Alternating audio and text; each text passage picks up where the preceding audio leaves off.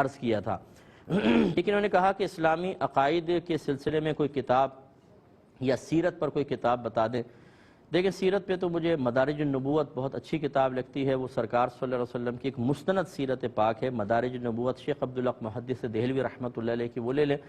اور عقائد اسلام کے سلسلے میں میرا مشورہ یہ ہوگا کہ کسی استاد سے پڑھیں۔ ہمیشہ عقیدہ اسلام بہار شریعت کا پہلا حصہ عقائد اسلام پر مشتمل ہے، لیکن اس کو بھی صحیح سمجھنے کے لیے کسی استاد سے ضرور پڑھیے گا، کیونکہ بعض اوقات ہم عقیدہ از خود سیکھنے کی کوشش کرتے ہیں لیکن اس میں تھوڑی بہت پیچیدگیاں ہوتی ہیں، صحیح سمجھ میں نہیں آ پاتا، تو اس لیے اس کو کسی استاد سے ضرور پڑھیے گا۔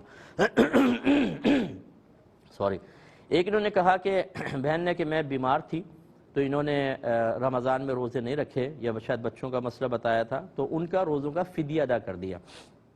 اب یہ چاہتی ہیں کہ قضا کروں، لیکن اب بیماریاں اتنی ہو گئیں کہ یہ قضا نہیں کر پاتی، شوگر وغیرہ ہے، دیگر مسائل ہیں، تو کیا حکم شرع ہوگا؟ دیکھیں بہن، پہلی بات تو اچھی طرح یاد رکھیں کہ جو روزے چھوٹ گئے تھے آپ کو ان کی قضا کرنی تھی۔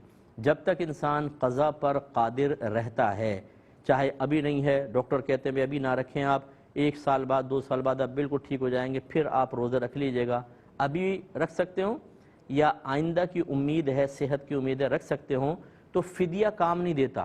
اگر آپ نے اس ٹائم ہی فدیہ دے دیا تو یہ نفلی صدقہ ہوگا، روزے کا فدیہ نہیں بنے گا۔ فدیہ صرف مجبوری میں ہوتا ہے، اور ابھی مجبوری نہیں ہے۔ اچھا، پھر آپ نے اگر بعد میں ارادہ کیا رکھنے کا، لیکن اب آپ بیمار ہو گئیں، اور اب بس یہ دیکھنا ہوگا، آپ ڈاکٹر سے مشورہ کریں کہ کیا مجھے کبھی صحت کی امید ہے کہ نہیں، اگر ہے تو اب بھی صحت کا انتظار کریں، بعد میں قضا کیجئے گا، اور اگر ڈاکٹر کہتے ہیں کہ نہیں اب آپ کو صحت حاصل نہیں ہو سکتی ہے تو اب آپ فدیہ دیں، یہ فدیہ آپ کے روزے کا کفارہ بن جائے گا۔ لیکن جو آپ نے پہلے دیا حالت صحت میں، وہ فدیہ نہیں بنے گا، وہ نفلی صدقہ ہوگا۔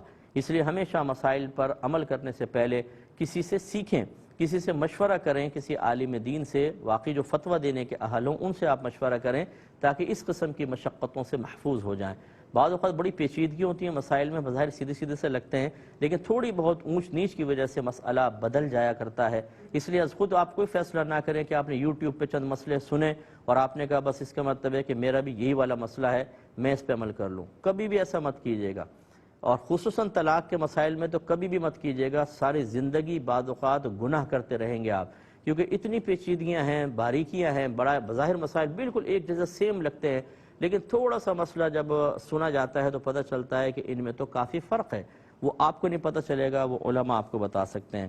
ایک یہ کہتے ہیں کہ کسی نے کہا کہ بھئی شرعی احکام پر عمل کرنا میرے لیے تو بہت مشکل ہے، تو دوسرے نے کہا غصے میں آ کے تو پھر کافر ہو جاؤ، کیا حکم شرع ہوگا؟